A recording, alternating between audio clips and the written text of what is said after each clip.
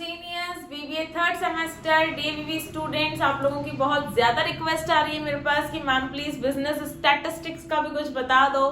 तो गाइस मैं आप लोगों को मोस्ट इंपॉर्टेंट क्वेश्चंस जो मेरे पॉइंट ऑफ व्यू से बहुत ज्यादा कंपल्सरी आप लोगों के करके जाने के लिए, वो तो मैं आपके साथ शेयर कर ही रही हूँ। ठीक है, तो मोस्ट इंपॉर्टेंट आपको बिजनेस स्टैटिस्टिक्स के मैं दे ही रही हूँ। साथ में इस आज मैं आप लोगों को जो एक क्लास है, इस क्लास में मैं आप लोगों को समझाने वाली हूँ बिजनेस स्टैटिस्टिक्स के इम्पोर्टेंट क्वेश्चंस। ठीक है, तो आज इस वीडियो में हम लोग आज 2 यूनिट्स को कवर करने वाले हैं। ठीक है, जो मोस्ट इम्पोर्टेंट है मैं आप लोगों को सब चीजें बता रही हूँ, और अभी हम लोग वीडियो स्टार्ट करेंगे तो सारा ही सब कुछ ब्रीफ भी मैं आपको कर ही दूंगी। तो वीडियो को एंड तक देखना अगर आपको स्टैटिस्टिक्स में पास होके आना है तो।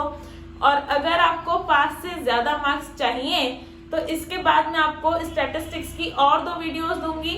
उन दोनों वीडियोस को भी बहुत अच्छे से देख लेना, आप लोगों का पूरा स्टैटिस्टिक्स कंप्लीट हो जाएगा with in my 3 video lectures. Okay, तो मैं स्टैटिस्टिक्स का बीबीए थर्ड सेमेस्टर में आप लोगों का स्टैटिस्टिक्स का पूरा कोर्स कवर करने वाली हूँ सिर्फ 3 वीडियोस में। अगर ये तीनों वीडियोस आज आप लोग समझ के चले गए तो आप लोगों को बहुत अच्छे मार्क्स आने वाले हैं बिजनेस स्टैटिस्टिक्स में। 18 जनवरी मतलब 2 दिन के बाद आप लोगों का पेपर है। ठीक है, बहुत अच्छे से प्रिपरेशन स्टार्ट कर दो। और देखो थ्योरेटिकल पार्ट पे जाए तो बहुत मुश्किल से कुछ थ्योरी आएगी, तो आप लोग थ्योरी को छोड़ भी सकते हो, लेकिन आप लोग प्रैक्टिकल पे ज्यादा अच्छे से फोकस करो। ओके, अच्छे से पढ़ाई करो, प्रिपरेशन स्टार्ट करो। मैं आप लोगों को स्टार्ट करवा ही रही हूँ। आज का वीडियो लेक्चर हो जाए, इसके बाद में 2 और वीडियो लेक्चर आ जाएंगे, इसमें आपका पूरा का पूरा बिजनेस स्टैटिस्टिक्स निपट जाएगा। ठीक है, थोड़ी सी छोटे से ही वीडियो बनाऊंगी, बहुत ज्यादा बड़े भी नहीं बनाऊंगी, तो इनको कंटिन्यू करके आप लोग देखो। और मोस्ट इंपॉर्टेंट की जो लिंक है वो मैं आपको नीचे दे दूंगी। ठीक है, इसके पहले मैंने आप लोगों के साथ मोस्ट इंपॉर्टेंट क्वेश्चंस शेयर किए हैं जो हैं बिजनेस एनवायरनमेंट के, मार्केटिंग मैनेजमेंट के और ऑर्गेनाइजेशनल बिहेवियर के। ऑलराइट, तो उसके लिए मैंने आप लोगों को एक पूरा का पूरा वीडियो अलग से लिया था, तो वो वाला वीडियो का लिंक भी मैं आज इसमें डाल रही हूँ। ठीक है, नीचे से आपको वो भी मिल जाएगा ताकि आप लोग उसके भी मोस्ट इंपॉर्टेंट क्वेश्चन तक जा सको। ठीक है, उसके अलावा बिजनेस स्टैटिस्टिक्स की क्योंकि मेरे पास बहुत ज्यादा डिमांड आ रही थी, इसलिए आज मैं ये स्पेशल क्लास ले रही हूँ जिसमें मैं आपको स्टैटिस्टिक्स भी समझाने वाली हूँ, जो आप लोगों को एग्जाम पॉइंट ऑफ व्यू से बहुत ज्यादा इंपॉर्टेंट है। ठीक है, तो ये आप लोग आज स्टैटिस्टिक्स यहाँ से समझ लो, इतना अच्छे से करके चले जाओगे तो मैं आपको गारंटी कर सकती हूँ आप सिर्फ पास ही नहीं, बहुत ज्यादा अच्छे मार्क्स भी स्कोर कर सकते हो। ठीक है, देखो गाइस ओवरऑल 6 यूनिट्स होंगी। इन 6 यूनिट्स में आप लोगों को हर यूनिट में से एक क्वेश्चन आने वाला है। टोटल आपको 4 क्वेश्चन अटेंड करके आने हैं। टोटल 6 क्वेश्चन सेक्शन ए में आएंगे। उन 6 में से कोई भी 4 question you have to attend. तो वो जो 4 क्वेश्चन आपको अटेंड करने हैं वो अलग अलग यूनिट्स के रहेंगे। तो आप जो भी यूनिट प्रिपेयर करने वाले हो 6 यूनिट्स में से, उनको बहुत अच्छे से प्रिपेयर करना। और अगेन 4 यूनिट्स बहुत अच्छे से प्रिपेयर करके जाना। ओवरऑल 6 यूनिट्स में से 4 यूनिट्स बहुत अच्छे से करना। ठीक है, तो अब अपन ज्यादा बातें ना करते हुए सीधे क्लास चालू करते हैं। ठीक है, ओके गाइस, तो स्टार्ट करते हैं अपने स्टैटिस्टिक्स की फर्स्ट यूनिट के साथ। ठीक है, तो फर्स्ट यूनिट में हम लोगों को 3 चीजें कवर करनी है। इंट्रोडक्शन टू स्टैटिस्टिक्स, स्टैटिस्टिक्स का पूरा इंट्रोडक्शन पढ़ना है। एक important question theoretical point of view से इससे पक्का बन सकता है। ठीक है, collection and classification of data, data को कैसे कलेक्ट करते हैं और कैसे उसको क्लासिफाई करते हैं वो देख लेंगे अपन। उसके बाद में है diagrammatic presentation of data, data को प्रेजेंट कैसे करना है। ठीक है, तो फर्स्ट यूनिट का जो इंट्रोडक्शन है उसमें से एक थ्योरेटिकल क्वेश्चन पक्का बन सकता है। ठीक है, जरूर बन सकता है। तो एक बार वो छोटी सी थ्योरी है वो देख लेना।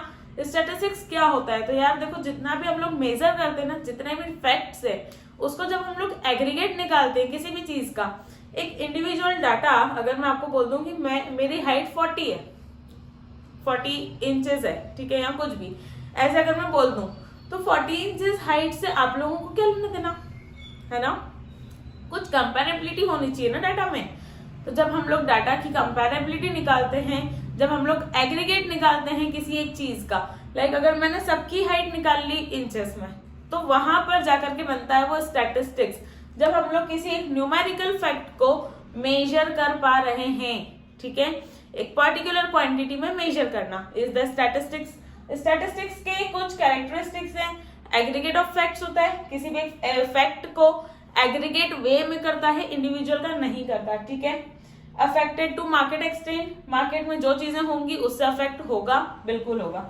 न्यूमेरिकली एक्सप्रेस्ड होता है, डाटा को हमेशा न्यूमेरिकली ही एक्सप्रेस कर सकते हैं हम लोग, उसमें क्वालिटी नहीं होती।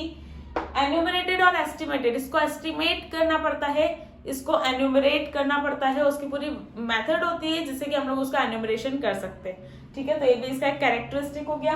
रीजनेबल डिग्री ऑफ एक्यूरेसी, जो उसकी डिग्री ऑफ एक्यूरेसी है वो रीजनेबल होती है और सब चीजें एक्यूरेट होती हैं। ये इसका कैरेक्टरिस्टिक है कि ये अच्छी हमको एक एक्यूरेट रिजल्ट दे देता है, ठीक है। सिस्टमैटिक मैनर है, डाटा को कलेक्ट करने का, उसको प्रेजेंट करने का एक सिस्टमैटिक मैनर है, ठीक है।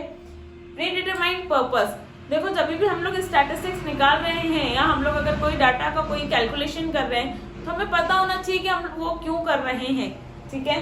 तो आपका जो पर्पस है डाटा को कलेक्ट करने का वो पहले से डिटरमाइंड होना चाहिए कि हम लोग उसको क्यों निकाल रहे हैं। Placed in relation to each other, किसका किसके साथ क्या रिलेशन है उसके हिसाब से हम उसको रख लेते हैं। अब अपन इसके देख लेते हैं स्टेजेस। अगर आपको एक डाटा को प्रेजेंट करना है तो उसके ना कुछ स्टेजेस होते हैं। अब वो स्टेजेस क्या क्या होते हैं, सबसे पहले तो आपको कलेक्ट करना पड़ेगा डाटा को, तो collection of data, organisation and presentation of data, उस डाटा को ऑर्गेनाइज करो, सही से जमाओ, अरेंज करो, असेंडिंग ऑर्डर और डिसेंडिंग ऑर्डर, आप किसी भी ऑर्डर में इसको अरेंज कर सकते हो।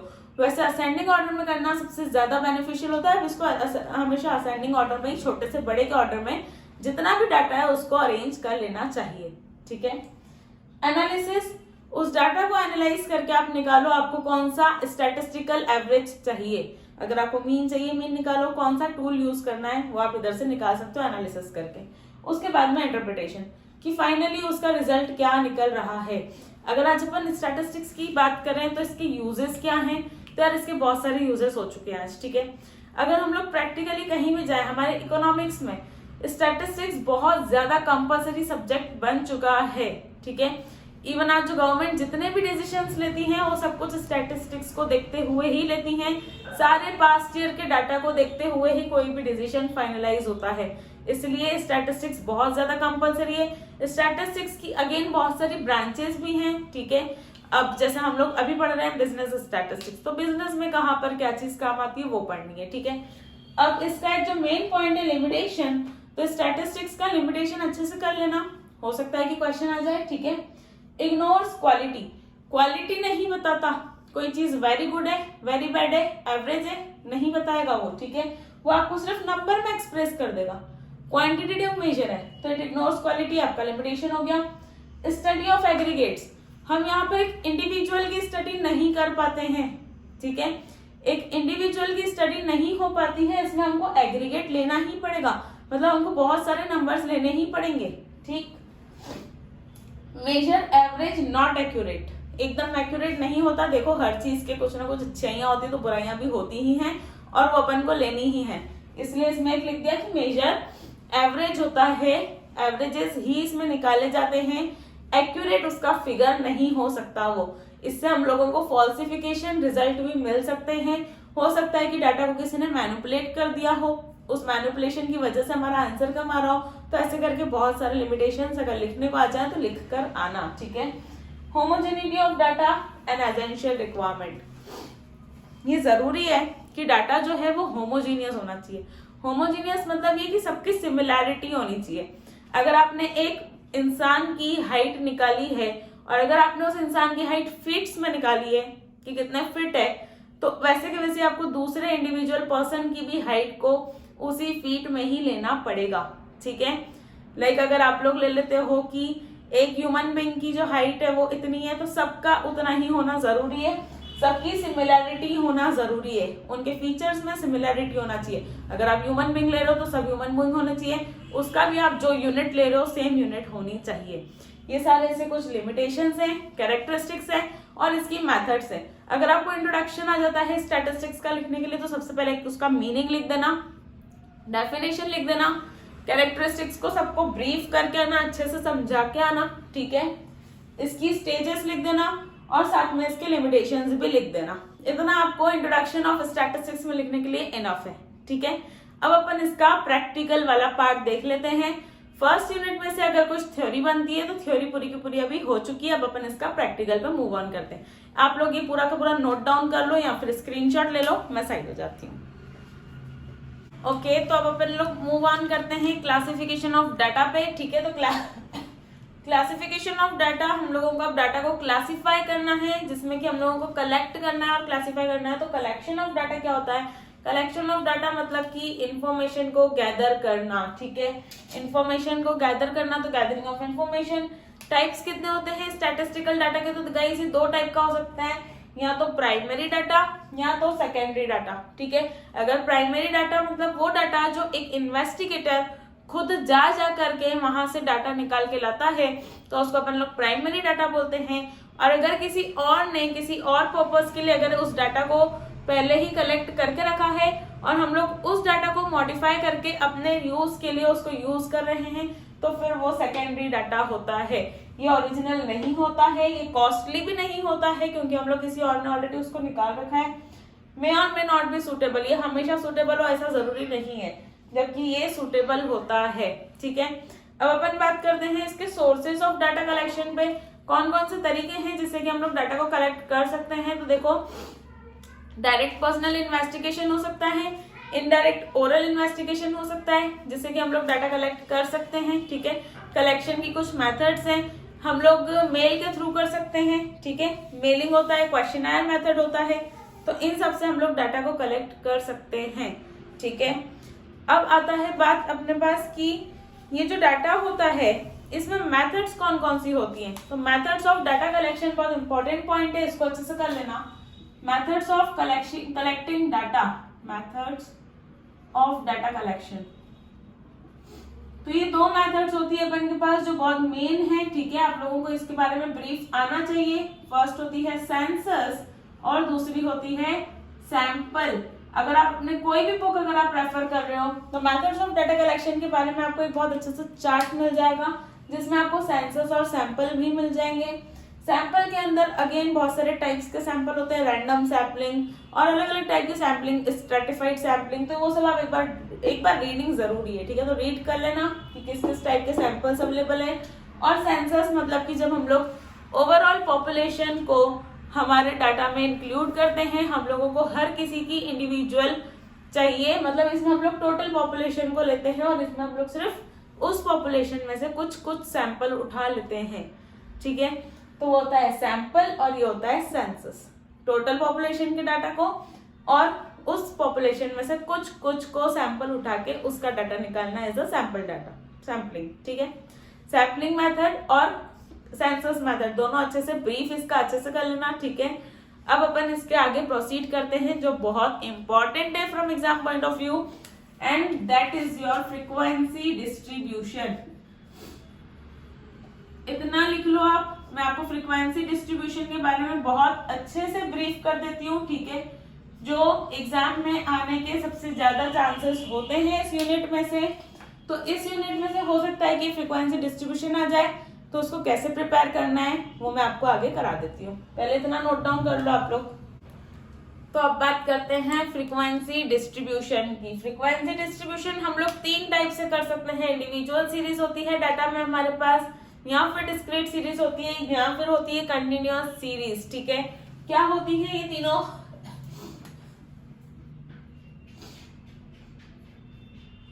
जब मेरे को बात करनी है मार्क्स की, अगर मेरे को बोला गया कि इतने बच्चों को इतने मार्क्स आए और अगर हर बच्चे के मार्क्स इंडिविजुअल दिए हुए हैं, तो वो इंडिविजुअल सीरीज होती है, जिसमें कि हम लोग हर बच्चे के मार्क्स को अलग अलग शो करते हैं। ठीक है, फोर्थ स्टूडेंट है जिसके मार्क्स आए हैं 20 में से 19, 18, 16, 5, 3, 2, 4, 8, 9, 19, 20। ठीक है, ऐसे। अब डिस्क्रीट सीरीज मतलब हम लोग एक ही नंबर के कितने स्टूडेंट्स हैं उसकी फ्रीक्वेंसी बना लेते हैं। लाइक ये हो गया मेरा x और ये हो गया मेरा f। जो मेरे नंबर ऑफ स्टूडेंट्स 2 नंबर कितनों को आए हैं, तो सिर्फ 1 को आए हैं। ठीक है, ऐसे करके यहाँ पर टैली मार्क्स। तो ऐसे करके जब हम लोग फ्रीक्वेंसी के साथ बनाते हैं तो वो जाती है डिस्क्रीट सीरीज। और अब अगर हम बात करें कंटिन्यूअस सीरीज की, तो कंटिन्यूअस मतलब कि जितने भी बच्चों को 0 to 10 मार्क्स आए हैं उनकी फ्रीक्वेंसी है 5। जितने भी बच्चों को 10 to 20 मार्क्स आए हैं उन बच्चों की क्लास इंटरवल ले लिया, इनकी फ्रीक्वेंसी है 10 स्टूडेंट्स है जिनको 10 to 20 मार्क्स आए हैं। तो जो हम लोग क्लास इंटरवल बना लेते हैं, जब बहुत बड़ा डाटा होता है तो उस टाइम हम लोगों को क्लास इंटरवल बना लेना चाहिए। ठीक है, जब हम लोग क्लास इंटरवल बना लेते हैं तो उसके अंदर हम लोग सीधे सीधे ग्रुप बनाते हैं। ये क्लास इंटरवल है। इस क्लास इंटरवल में क्लास इंटरवल को क्लास बाउंड्री भी बोल सकते हो। ये जो 0 है और ये जो 10 है, ये होती है लोअर लिमिट और ये होती है अपर लिमिट। ये 10 lower limit, 20 upper limit.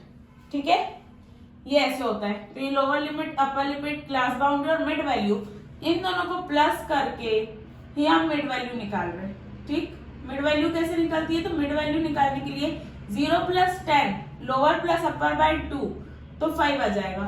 10 + 20 bye 2 तो आ जाएगा 15। ठीक है, लोअर लिमिट और अपर लिमिट को प्लस करके 2 से डिवाइड करा दोगे तो आपको मिड वैल्यू मिल जाएगी, जो इन दोनों के बीच की वैल्यू है वो मिल जाएगी। ओके, यहां तक करो। इसके बाद में अब आता है बहुत इंपॉर्टेंट पॉइंट, जो आप लोगों को एग्जाम में आने के सबसे ज्यादा चांसेस हैं और एग्जाम में पक्का आएगा ही सही। ठीक है, तो वो अपन लोग समझ लेते हैं कि वो कौन सा पॉइंट है। इतना अच्छे से देख लो।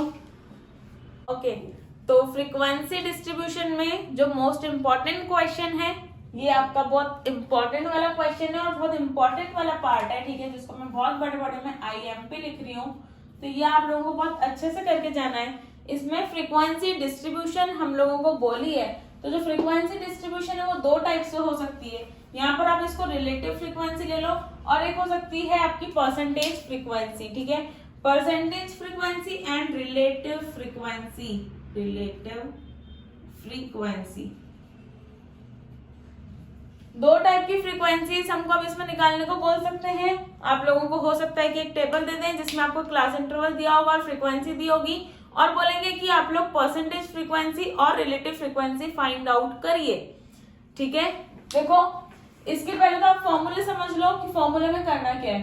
परसेंटेज फ्रीक्वेंसी निकालने के लिए हम लोग जब बोलते हैं कि percentage frequency of a class is equal to frequency of a class, जो भी उस क्लास इंटरवल की फ्रीक्वेंसी है अपॉन में टोटल फ्रीक्वेंसी इनटू में 100, तो आपका परसेंटेज फ्रीक्वेंसी एक क्लास का कैलकुलेट हो जाएगा। ठीक है, और अगर आपको बोलेंगे रिलेटिव फ्रीक्वेंसी निकालो, तो ये दोनों बहुत मोस्ट इंपॉर्टेंट है, इन पे मोस्ट इंपॉर्टेंट मार्क कर लेना।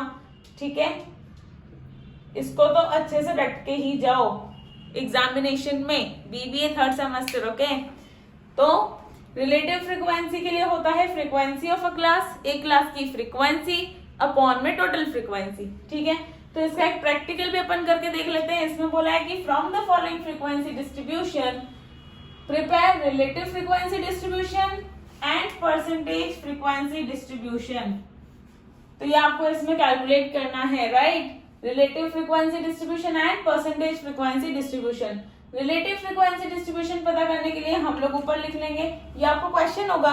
सॉल्यूशन के लिए आप इसको 2 अलग अलग टेबल बनाना, रिलेटिव फ्रीक्वेंसी डिस्ट्रीब्यूशन का टेबल अलग से बनाना और परसेंटेज फ्रीक्वेंसी डिस्ट्रीब्यूशन का टेबल अलग से बनाना। ओके गाइस, तो अब देख लो हम लोग बनाएंगे कैसे। हम लोग यहाँ लिख देंगे relative frequency distribution, right? Relative frequency distribution, और यहाँ हम लिख देंगे परसेंटेज फ्रीक्वेंसी डिस्ट्रीब्यूशन। ठीक, अब करना क्या है, फॉर्मूले में आ जाओ। रिलेटिव फ्रीक्वेंसी डिस्ट्रीब्यूशन के फॉर्मूले में हमने सीखा था कि रिलेटिव फ्रीक्वेंसी कैसे निकालनी है, तो उस क्लास की फ्रीक्वेंसी अपॉन में समीशन एफ, समीशन एफ इसका आएगा 100, ऑलराइट? इसका जो समीशन एफ है वो रहेगा 100। तो हम लोग यहाँ से 5 डिवाइडेड बाय 100 करेंगे तो आएगा 0.05।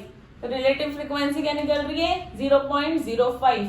इसी टाइप से हम लोग सबकी रिलेटिव फ्रीक्वेंसी निकाल सकते हैं। ठीक है, 16 divided by total frequency is equal to 0.16।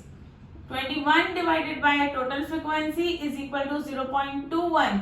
ऐसे ही अगर आप निकालोगे तो 0.30, 0.18 एंड 0.10। ये आपकी रिलेटिव फ्रीक्वेंसी डिस्ट्रीब्यूशन निकल चुकी है। ओके, अब हमको निकालना है परसेंटेज फ्रीक्वेंसी डिस्ट्रीब्यूशन। परसेंटेज निकालने के लिए आपको क्या करना है, frequency divided by total frequency. देखो frequency of a class divided by total frequency and then multiplied by 100. Okay, so 5 divided by 100 into 100 is equal to 5%. 16 divided by 100 into 100 is equal to 16%. So in this you have to write in the percentage. So 30%, 18% and the 10%. This is your percentage frequency calculation. Okay, ऐसे ही आप लोगों को ये questions को solve करके आना है। अगर आपको फ्रीक्वेंसी डिस्ट्रीब्यूशन में परसेंटेज फ्रीक्वेंसी और रिलेटिव फ्रीक्वेंसी का क्वेश्चन आता है तो, और ये मोस्ट इंपॉर्टेंट पार्ट है, इसको अच्छे से करके जाना। Okay, graphical representation of data कैसे करते हैं अब हम लोग वो देखेंगे। तो पहले आप लोग ये जल्दी से उतारो, उसके बाद में हम लोग ग्राफिकल रिप्रेजेंटेशन स्टार्ट करके इस यूनिट को आज पूरा का पूरा खत्म कर देते हैं। ओके, यूनिट का लास्ट पार्ट कंप्लीट कर लेते हैं आप। ठीक है, ये last part of your first unit है। तो इसमें आपको देखना है diagrammatic presentation of a data. अगर आपको कोई भी डाटा दिया हुआ है तो उसको डायग्रामेटिकली हमको कैसे प्रेजेंट करना है। तो देखो, प्रेजेंट करने के लिए हम लोग यहाँ तो फिर लाइन डायग्राम बना सकते हैं, जिसमें कि यहाँ पर हमको लिखनी रहती है क्लास इंटरवल CI और इस साइड हमें लिखना है फ्रीक्वेंसी। ऑलराइट, कोई भी डाटा अगर आपको दिया रहता है, यहाँ से आप इसको स्टार्ट करो कि 10 स्टूडेंट्स है। अगर आपको बोल दिया कि क्लास इंटरवल या फिर नंबर ऑफ स्टूडेंट्स, जो भी आपको एक्स सीरीज में देके रखा है, ठीक है, तो उसको आपको यहाँ पर लेना है और उसकी लाइन आपको बनानी है लाइन डायग्राम में। मान लो फ्रीक्वेंसी दी है 50, फ्रीक्वेंसी दी है 30, तो फिर यहाँ पर 30 तक हम लोग लाइन डायग्राम प्रेजेंट कर देंगे। ठीक है, अब आता है बार डायग्राम। तो बार डायग्राम में आप लोग एक चीज ध्यान रखना कि जो हम लोग अलग अलग बनाते हैं, यहाँ पर हमेशा ही क्लास इंटरवल आएगा और यहाँ पर हमेशा ही फ्रीक्वेंसी आएगी। ठीक है, क्लास इंटरवल होता है अगर यहाँ पर 0, ये x और ये y, 10, 20, 30, 40। ठीक है, फ्रीक्वेंसी हो सकती है कि 50 हो, 100 हो, 150 हो, 200 हो। ठीक है, अगर आपको रिप्रेजेंट करना है कि जो 10 to 20 की रेंज है उसमें आते हैं 150 स्टूडेंट्स, तो यहाँ मार्क करना है आपको 150। ऑलराइट, ऐसे ही अगर आपको बोल दें कि 20 to 30, तो ऐसे करके जब हम लोग इसका अलग अलग थोड़े थोड़े से डिस्टेंस पे जब हम लोग बनाते हैं तो वो होता है आपका बार डायग्राम, जब हम लोग उसको थोड़े थोड़े डिस्टेंस पे रिप्रेजेंट करते हैं। ओके, ऑलराइट, तो ये आपका बार डायग्राम रिप्रेजेंट हो रहा है। अगर हम लोग यही बात करें हिस्टोग्राम की, तो यार हिस्टोग्राम कैसे बनता है ना, जब हम लोग मिला के बनाते हैं। लाइक ये बन गया यहाँ पर हमारा 15, ठीक है, ये बन गया हमारा 5, 10, 15, 20, ये अगेन फ्रीक्वेंसी इस साइड, क्लास इंटरवल इस साइड, और यहाँ पे हमने ले लिया 10, 20, 30, 40, 50। 20 से 30 के बीच में जो है उनको अगर हमें 20 मार्क करना है तो फिर 20 मार्क करने के लिए हम लोग यहाँ पर करके 20 लिख देंगे। ऐसे ही करके जब हम लोग अपने सारे के सारे ग्राफ्स को रिप्रेजेंट कर रहे हैं, ठीक है, ये अगेन 20 है, ये 10 है, तो ये हो गया हमारा हिस्टोग्राम। ओके, हिस्टोग्राम के अंदर अब हमारे पास दो टाइप की और कर्व आ सकती है। फ्रीक्वेंसी कर्व बनाने के लिए जो आप लोगों ने पॉइंट बनाए हैं फ्रीक्वेंसी के, उसके बीच में आप लोगों को यहाँ पर पॉइंट्स बनाने हैं। बीच में पॉइंट्स बना के इसको यहाँ से ऐसे ज्वाइन करते जाना है, लाइन बनानी है बस। ठीक है, ये लाइन बनती गई। अगर इसके आगे होता तो हम ऊपर जाते, बट अब नहीं है तो फिर हम लोग नीचे आ जाएंगे। तो ये है हमारी फ्रीक्वेंसी कर्व। क्या बोलेंगे इसको? फ्रीक्वेंसी कर्व या फिर फ्रीक्वेंसी पॉलीगॉन बोल सकते हैं, फ्रीक्वेंसी पॉलीगॉन। और अगर हम लोग इसको ऐसे में ले लेते, लाइक अगर ये डायग्राम होता मेरा और अगर ये मेरा फ्रीक्वेंसी जैसे बनी हुई होती और अगर हम लोग इसको ऐसे ले लेते, centre centre centre centre centre, और अगर ये ऐसे जाता हर जगह पे घूमता हुआ, तो ये हो जाता फ्रीक्वेंसी कर्व। ठीक है, फ्रीक्वेंसी कर्व। बट क्योंकि ये कर्व में नहीं है, ये लाइनिंग्स है, इसलिए हम इन लाइनिंग्स को बोलेंगे फ्रीक्वेंसी पॉलीगॉन। क्या बोलेंगे? तो फ्रीक्वेंसी पॉलीगॉन। हो सकता है कि आपको एग्जाम में आ जाए कि ड्रॉ करो, डायग्रामेटिक रिप्रेजेंटेशन करो इसी डाटा की, ऐसा क्वेश्चन आ सकता है। ये भी एक इम्पॉर्टेंट पार्ट है इस यूनिट का, और इस यूनिट में से एक क्वेश्चन देखो पक्का आएगा। ओगिव की अगर हम बात कर ले तो देखो लेस देन ओगिव भी हो सकता है और मोर देन भी हो सकता है। इतना नोट करो, मैं अभी आपको ओगिव थोड़ा और अच्छे से एक एग्जांपल के साथ समझा देती हूँ, ठीक है। लास्ट डायग्राम है ओगिव, इसको बहुत अच्छे से समझ लो, इसके बाद आपकी फर्स्ट यूनिट पूरी कंप्लीट हो जाएगी। तो देखो ओगिव बहुत जल्दी से देख लेते हैं। एक एग्जांपल मैंने यहाँ पर नोट कर लिया है जिसमें है क्लास इंटरवल और है फ्रीक्वेंसी, ठीक है। इसको सॉल्व कैसे करते हैं और कैसे ओगिव कर्व बनाते हैं वो सीख लेते हैं। तो देखो कैसे बनाना है। ओगिव के लिए इस क्लास इंटरवल को हम लोगों को जो दिया हुआ है इसको हम लोग ले लेंगे लेस देन में, ठीक है। लेस देन अगर हम देखें तो less than 10, less than 20, less than मैं सिर्फ अब ये वाली ले रही हूँ क्योंकि मेरे को इससे छोटा निकालना है ना। तो less than 10, less than 20, less than 30, less than 40, less than 50 and less than 60, ठीक है।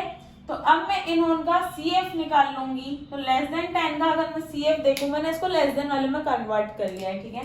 Less than 10, less than 20, CF होता है 3 और 9 होता है 12, 12 और 15 27 और 30 57 और 85, सॉरी गाइस कैलकुलेशन की आदत नहीं है, तो 75 और 5 80, ओके।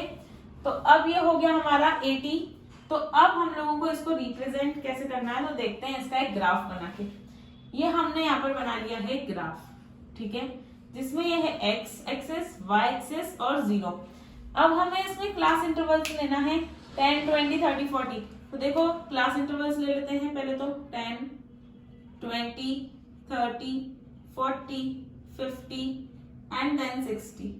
अब यहां से लेना है हमको CF हाईएस्ट 80 तक। तो गाइस 80 तक का बनाने के लिए हम लोग ऊपर तक 80 तक मार्क करेंगे।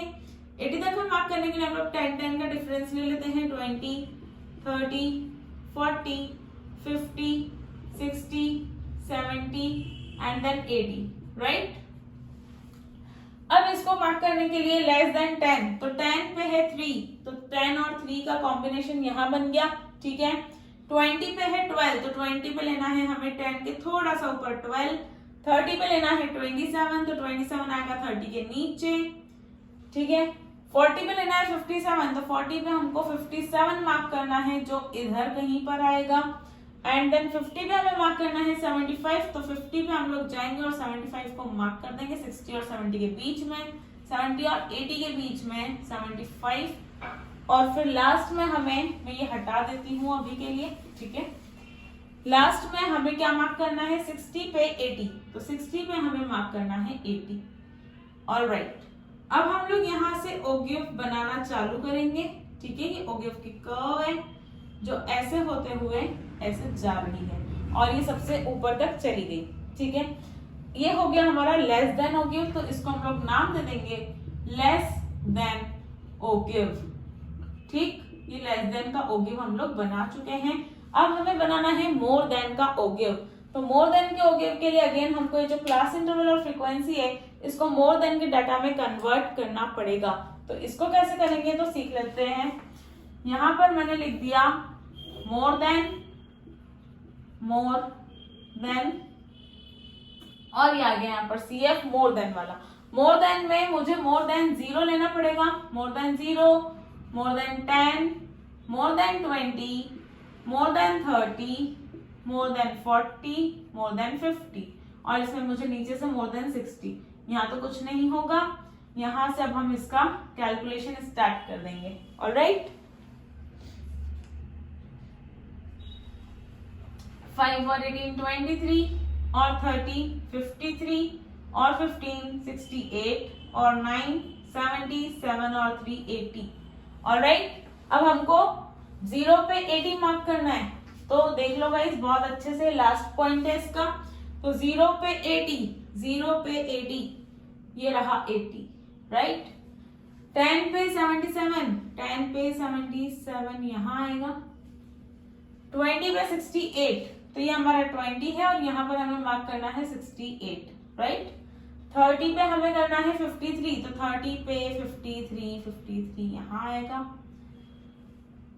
40 पे है 23, तो 40 पे 23 मार्क कर लेते हैं फटाफट से। और 50 पे लास्ट हम लोग 5 मार्क कर लेते हैं जल्दी से। तो हमने ये मार्केशन कंप्लीट कर लिया, इसका भी एक कर्व बना देंगे।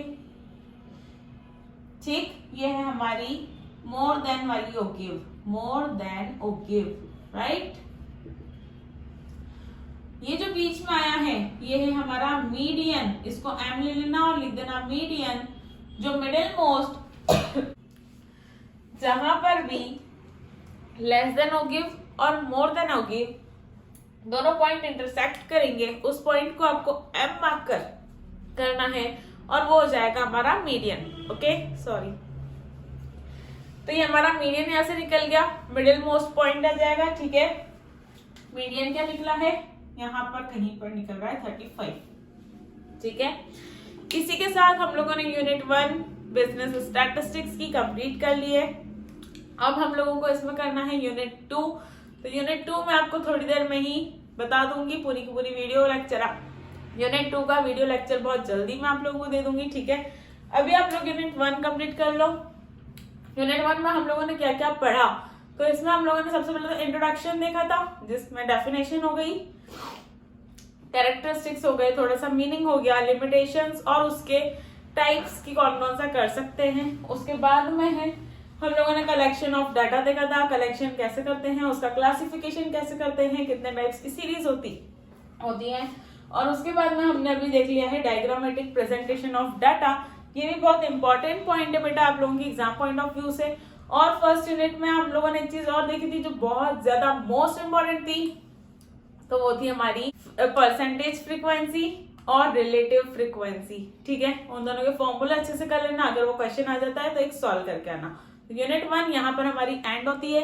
अगर इसी टाइप से आप लोगों को सारी ही यूनिट्स का अंडरस्टैंडिंग के चैप्टर्स चाहिए, वीडियो लेक्चर्स चाहिए, इस चैनल को आप लोग सब्सक्राइब कर लो। और अगर आपको और कोई हेल्प चाहिए मुझसे तो आप मुझे कमेंट करके बताओ कि आप लोगों को कौन से चैप्टर के नोट्स चाहिए या क्या चाहिए, सो दैट मैं आप लोगों की हेल्प कर पाऊँ। ठीक है, और अगर वीडियो अच्छा लगे तो इसको लाइक कर देना, सब्सक्राइब कर दो बेटा चैनल को, बेनिफिशियल ही रहोगे। And thank you, all the very best for your examinations. 2 दिन में एग्जाम है, बहुत अच्छे से प्रिपरेशन करो, इतना पढ़ लोगे यूनिट 1 के लिए इनफ है। एक एक रीडिंग पूरी पूरी बुक में से मार लेना। Okay, all the best, bye bye.